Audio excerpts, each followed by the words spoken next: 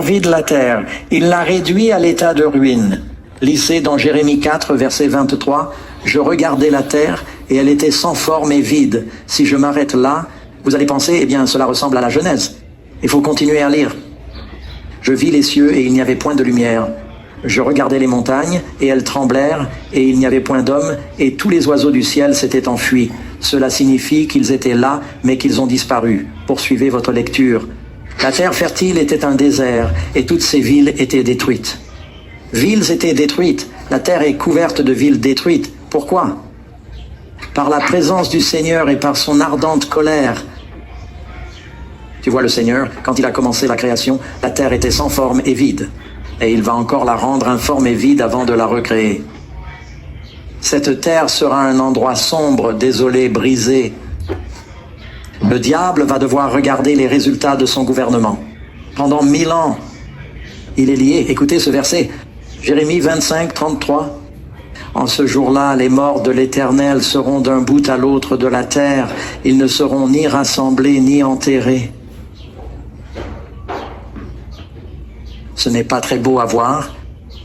Mais qu'est-ce qui peut expliquer cela? Vous rendez-vous compte? Le scénario de la prophétie sur les laissés pour compte? Il n'y a pas de moment dans leur plan où la terre est désolée.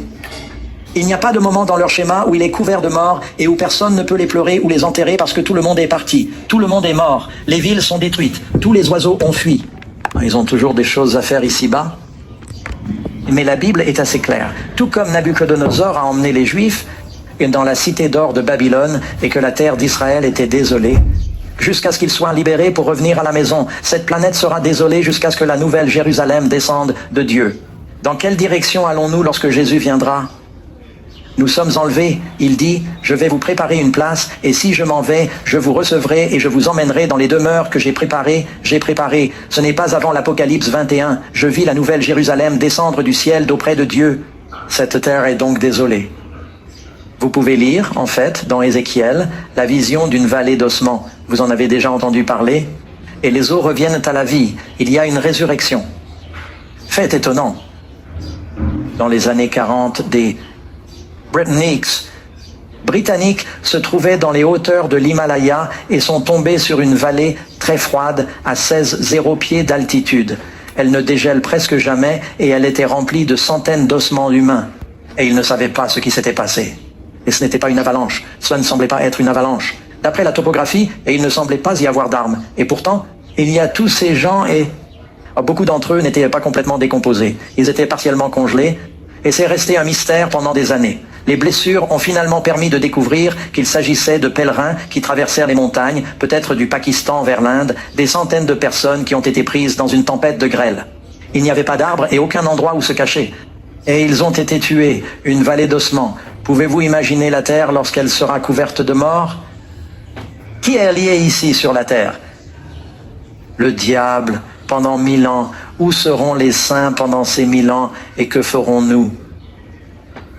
Il dit, je reviendrai, je vous recevrai auprès de moi, afin que là où je suis, vous soyez avec Jésus. C'est comme un sabbat de 1000 ans. Vous savez, la Bible dit que l'on travaille 6 jours, le 7e jour. Nous nous réunissons avec d'autres croyants. Et en général, on ne reste pas à la maison. Nous nous réunissons. Nous allons passer un sabbat de 1000 ans avec Jésus dans le royaume. Amen. Et il s'y passe des choses dont nous parlerons. Mais nous vivons et régnons avec le Christ. Nous ne régnons pas sur les méchants. Jésus a dit que nous serons assis sur 12 trônes et que nous régnerons sur les 12 tribus. Nous régnons sur les rachetés. Nous sommes les ambassadeurs du Seigneur dans l'univers. Je ne veux pas régner sur les méchants. Et vous? Non. J'ai vu des trônes. Voici ce que nous faisons. Lisez l'Apocalypse, chapitre 20, verset 4. Je vis des trônes et ils s'y assirent, et le jugement leur fut confié, et ils vécurent et régnèrent avec le Christ pendant 1000 ans. Quel genre de jugement a lieu pendant cette période?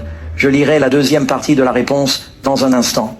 Quand vous arriverez au paradis, nous aurons des questions. Combien d'entre vous se poseront des questions? On dit qu'il y aura 3 surprises quand vous arriverez au paradis. La surprise numéro 1, c'est que vous êtes là. La surprise numéro 2, c'est qu'il y aura des gens là-bas et que vous vous demanderez « Comment sont-ils arrivés là ?»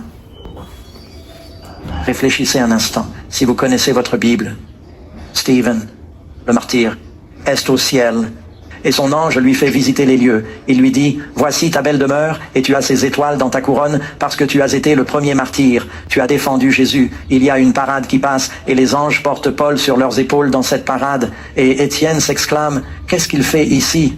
Qu'est-ce qu'il fait ici? La dernière fois que je l'ai vu, il était complice de mon meurtre.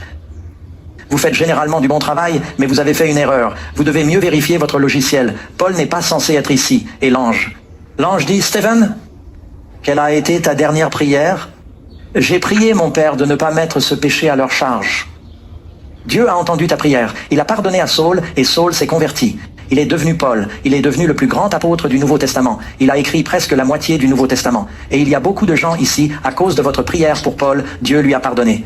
Nous allons donc juger, et juger ne signifie pas que vous êtes assis sur un banc avec un marteau et que vous prononcez coupable, innocent, coupable, innocent. Cela signifie que vous évaluez l'épreuve.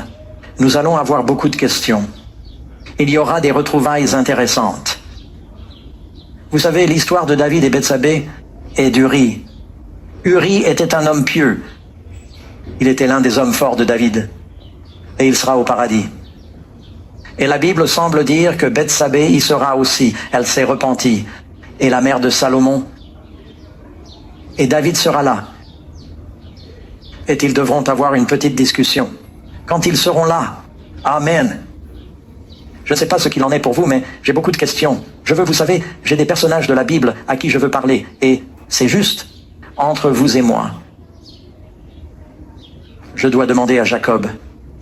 Comment se fait-il qu'il n'ait pas su que c'était Léa jusqu'au matin de sa lune de miel? Suis-je le seul à me poser cette question? Nous allons donc avoir beaucoup de questions. Et je vous ai dit qu'il y avait 3 surprises. La 3e surprise, c'est que vous allez dire, où est le pasteur Untel? Où est la sœur Untel, la diaconesse, le diacre? Ils étaient toujours si spirituels. Ils serraient leur Bible dans leurs bras chaque semaine. Et ils donnaient des études bibliques. Et l'ange dit, venez avec moi et ils vont nous emmener à la bibliothèque. Vous savez, chaque chose secrète que nous avons dite est enregistrée. J'ai reçu un avis par la poste. Et j'ai ouvert cette enveloppe du comté de Placer. Et ça disait, vous êtes condamné à une amende pour un demi-tour illégal. J'ai répondu, je n'ai pas fait de demi-tour illégal et je n'étais même pas là. J'ai sorti le papier. Et il y avait une photo de moi, l'air vraiment coupable. Et j'ai pensé, oh oui, j'étais là. Démasqué. L'ange nous emmènera et nous montrera la cassette. Vous savez, la Bible dit que les choses faites en secret seront proclamées sur les toits. Je veux que mes péchés soient sous le sang de Jésus, mes amis, parce que je ne veux pas que vous voyiez mes enregistrements. Et vous voulez que vos péchés soient couverts par le sang de Jésus, mais les personnes dont les péchés ne sont pas pardonnés ne le seront pas. Tout sera nu et ouvert aux yeux. C'est pourquoi nous voulons être de nouvelles créatures et que nos péchés soient effacés. Nous allons donc juger. Et vous remarquez la 2e partie de la réponse, elle dit, ne savez-vous pas, nous allons remettre cela sur l'écran, que les quoi? Les saints jugeront le monde. Ne savez-vous pas que nous jugerons les anges? Et ce que nous faisons, c'est que nous jugeons le jugement de Dieu, et jugeons-nous les bons anges? Y a-t-il de mauvais anges? Combien d'entre vous ont été tentés? Vous rendez-vous compte que ce n'est pas Satan? Satan ne sait même pas qui sont la plupart d'entre vous. Il n'est pas omniscient. En fait, les démons ont dit un jour à des jeunes gens qui essayaient de chasser cet homme qui avait un démon, et le démon les a battus. Il a battu ces 7 garçons et les a chassés blessés et nus. Le diable leur a dit, vous essayez de me chasser. Vous essayez de me chasser au nom de Jésus que Paul prêche. Il a dit, je connais Jésus. Ces anges connaissaient Jésus avant d'être chassés. Et l'ange a dit, je connais Paul. Le diable savait qui était Paul. Mais je ne te connais même pas. Dont les anges, ces mauvais anges. Mais il y a des mauvais anges qui vous connaissent, parce que non seulement Dieu vous a donné des anges gardiens, mais le diable a probablement quelqu'un qui vous surveille. Nous allons regarder ces anges et dire, je me souviens de ce que ce type m'a fait. Cet ange, je me souviens de toutes les fois où il m'a tenté. J'ai essayé de suivre le Seigneur. Il a essayé de m'abattre, de me décourager. Perdu. Nous allons juger ces mauvais anges qui nous ont entraînés dans leur chute. 6e, que se passera-t-il à la fin des 1000 ans? Je ne pense pas avoir passé beaucoup de temps à en parler. Permettez-moi donc de faire une pause avant de répondre à cette question. Qu'est-ce que l'abîme? Il est dit que Satan est lié dans un abîme. Ce n'est pas la meilleure traduction, on la trouve dans la King James et dans d'autres. Le mot grec est « Satan est lié dans l'abusos ». Ce mot abusos est le même que celui que l'on trouve dans l'Ancien Testament grec, où il est dit qu'au commencement, Dieu créa le monde et que la parole était vide, abusos. Cela signifie que le monde était vide, chaotique, c'est un monde sans personne pour le tenter ou le manipuler. Permettez-moi de vous donner une autre preuve. Si vous lisez le livre de Marc au chapitre 5 et celui de Luc au chapitre 8, cet homme est rempli de démons et les démons disent à Jésus, « Nous sommes une légion, ne nous jette pas dans l'abîme ». Le mot utilisé ici est profond. Le mot grec est abusos. C'est le même mot qu'en Apocalypse 20. Le même mot qu'ils ont traduit par puits sans fond. Pourquoi le traducteur King James? Ils ont fait preuve de créativité à la fin de la Bible. Un puits sans fond. Mais le mot est abusos et il signifie le vide, les ténèbres où les démons sont enchaînés parce qu'ils n'ont rien à faire. Les diables sont des bourreaux de travail. Que va faire le diable pendant 1000 ans s'il n'y a personne à posséder, à tenter ou à manipuler? Lorsque Jésus a chassé les démons du démoniaque, ils ont dit « Laissez-nous au moins posséder les cochons. Donnez-nous quelque chose à posséder. » Pendant 1000 ans, il n'y a pas d'homme sur la terre. La terre est sombre. C'est à nouveau le vide. C'est un abusos. Satan est lié sur cette planète. Lui et ses anges vont le pourchasser et lui dire « Vous nous avez dit que si nous vous suivions, les choses iraient mieux. Maintenant, regardez ce qui s'est passé. Cela va être terrible. » L'une des raisons pour lesquelles Dieu lui donne 1000 ans avant de le détruire sera évidente dans un instant. Que se passe-t-il à la fin des 1000 ans? Il est dit qu'en ce jour-là, le Seigneur vient. En ce jour, ses pieds se poseront sur le mont des Oliviers. Jésus fera-t-il un jour un toucher à terre? Lui, quand il viendra la prochaine fois, nous montrons. À la fin des 1000 ans, la nouvelle Jérusalem descend du ciel d'auprès de Dieu. Mais avant qu'elle ne s'installe, Zacharie 14 dit qu'il sort de la ville. Ses pieds ont touché le mont des Oliviers. Pourquoi le mont des Oliviers? Il est dit qu'il est monté. Il a emmené ses disciples de Béthanie sur le mont des Oliviers. Et il est monté. C'est sur le mont des Oliviers qu'il leur a parlé de sa seconde venue. Il revient là où il est parti. Et il est dit que ses pieds le toucheront et qu'il formera une grande vallée. Vous savez, le monde entier est désolé. Il doit préparer une fondation propre de 375 000 carrés, car ce sont les dimensions de la Nouvelle Jérusalem. Et il s'installe dans cette vallée qu'il prépare. Il est dit sur le mont des Oliviers, qui fait face à Jérusalem à l'est, et le mont des Oliviers se fendra en deux. C'est sur le mont des Oliviers que Jésus a prié dans le jardin de Gethsémani. Non pas ma volonté, mais que ta volonté soit faite. D'ailleurs, lorsque Jésus touche le mont des Oliviers et qu'il crée cette grande vallée, les dimensions de la Nouvelle Jérusalem et de cette grande vallée sont si grandes qu'elles englobent complètement la terre d'Israël promise par Dieu à Abraham. Lorsque Dieu a promis à Abraham, « Je vais te donner cette terre. Regarde au nord et au sud, à l'est et à l'ouest. » Il a fait monter Moïse sur le mont Nebo. Il lui dit, « Je veux que tu vois la terre promise. » Tout ce que Dieu a promis à ce peuple, il va l'obtenir littéralement. Cela se passera sur ce territoire à cette époque. Et il y aura beaucoup de place pour vous, mes amis. C'est à peu près aussi grand que l'État de l'Oregon. Il y aura beaucoup de place. Ne craignez pas que Dieu manque de place. Le Seigneur sera le roi de toute la terre. Cela se passe à la fin des 1000 ans.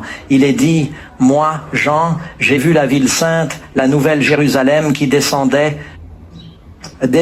du ciel. » De Dieu, préparée comme une épouse, parce que son Église est dans la ville et que nous sommes l'épouse du Christ, préparée comme une épouse parée pour son mari.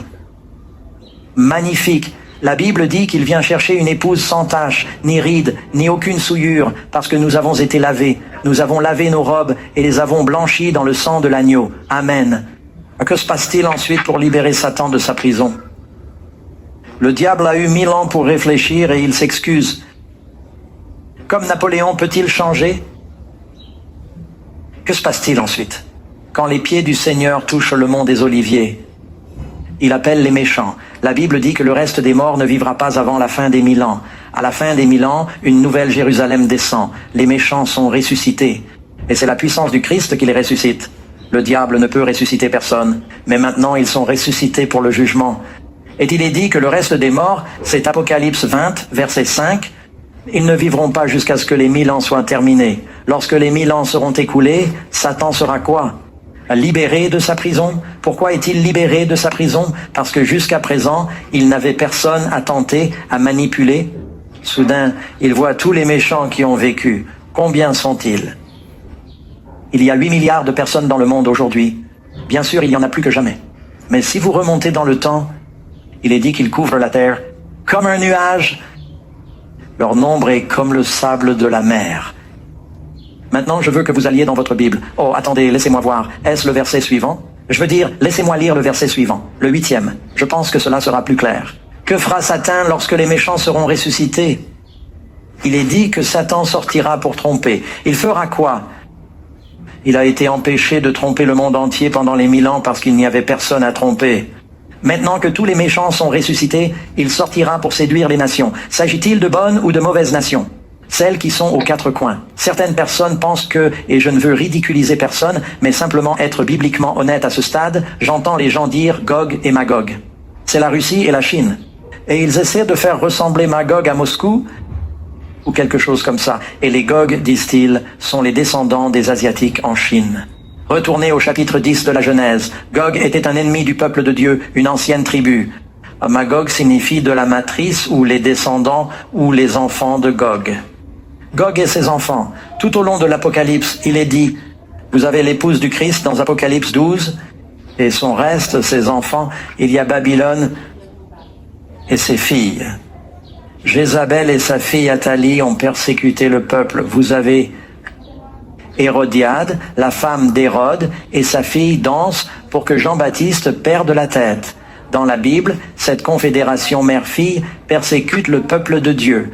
Gog et Magog représentent donc les ennemis du peuple de Dieu depuis toujours. Si vous ne me croyez pas, laissez-moi finir de lire mon verset. Je suis excité, j'ai hâte de vous le dire. Ils iront séduire les nations qui sont aux quatre coins de la terre, Gog et Magog. Il est question des quatre coins de la terre et non de la Russie. Cela veut dire au nord, au sud, à l'est, à l'ouest. Ils couvrent toute la terre. Ils couvrent toute la terre et les rassemblent pour combattre. C'est la fin ultime de la bataille d'Armageddon. Le début de la bataille d'Armageddon se situe avant les 1000 ans, quand il est dit que le dragon fait la guerre à la femme. La dernière partie de la bataille est à la fin des 1000 ans. Leur nombre est comme le sable de la mer. Ils s'étendent sur toute la surface de la terre. Ils couvrent la planète. Et ils entourent le camp des saints, la ville bien-aimée. Abraham cherchait une ville qui avait des fondations, la nouvelle Jérusalem. Amen. Allez donc dans vos Bibles au livre d'Ézéchiel, et je vais lire des choses fabuleuses. Je vous l'ai dit, vous ne pouvez pas comprendre l'Apocalypse si vous ne lisez pas d'autres passages de la Bible. Je vais commencer par Ésaïe, chapitre 24, verset 19. La terre est violemment brisée, la terre est fendue, la terre est extrêmement secouée, la terre vacillera comme un ivrogne, c'est ce grand tremblement de terre, et chancellera comme une hutte. Sa transgression pèsera sur elle, elle tombera et ne se relèvera pas. En ce jour-là, le Seigneur châtiera dans les hauteurs l'armée des grands, et sur la terre les rois de la terre, et ils seront rassemblés comme les prisonniers qui sont rassemblés dans la fosse. Où va le diable? Dans l'abîme. Et ils seront enfermés dans la prison. Et après de nombreux jours, 1000 ans, ils seront punis. Remarquez la formulation. Allez à Ézéchiel chapitre 38, verset 1. La parole de l'Éternel me fut adressée en ces termes. Fils de l'homme, tourne ta face vers Gog, au pays de Magog, le prince de Roche, de Méshach et de Tubal, et prophétise contre lui. Tu diras, ainsi parle le Seigneur Dieu. Voici, j'en veux à toi, Gog, prince de Roche, de Méshach et de Tubal. Je te ferai tourner, je te mettrai des crochets dans les mâchoires, et je t'emmènerai avec toute ton armée, chevaux et cavaliers, tous magnifiquement vêtus, en vue de la bataille, une grande troupe avec des boucles et des boucliers, tous maniant l'épée, la Perse, l'Éthiopie, la Libye. Il inclut ici tous les ennemis? Avec eux, tous munis de boucliers et de casques, Gomer et toutes ses troupes, la maison de Torégum, de l'extrême nord, et ses troupes. Pourquoi le nord? Cela ne veut pas dire la Russie. Satan a dit, je veux m'asseoir sur les flancs du nord. Cela signifie l'endroit le plus élevé. Et toutes ses troupes et beaucoup de gens avec vous. C'est une bataille, la grande bataille. Ézéchiel 38, allez au verset 8. Et après beaucoup de jours, la même chose qu'Ésaïe a dit, c'est après les 1000 ans, vous serez visités. Dans les dernières années, vous reviendrez dans le pays, ceux qui ont été